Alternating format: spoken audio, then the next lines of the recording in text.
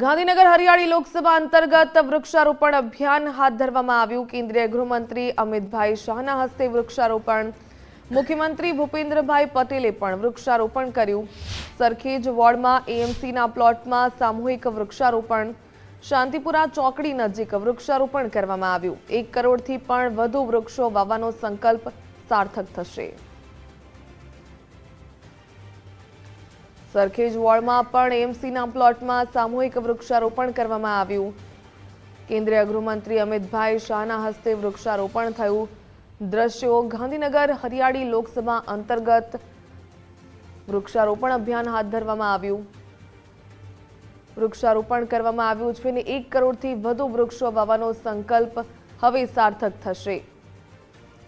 કેન્દ્રીય ગૃહમંત્રીએ જણાવ્યું કે સૌની ભાગીદારીથી ગાંધીનગર અમદાવાદને હરિયાળું બનાવવાનો જે સંકલ્પ લેવામાં આવ્યો છે, વૃક્ષો વાવવાનો જે કાર્યક્રમ યોજાયો છે ને 5 મિલિયન ટ્રી અભિયાન એક આંદોલન બની ચૂક્યું હોવાનું પણ તેમણે જણાવ્યું।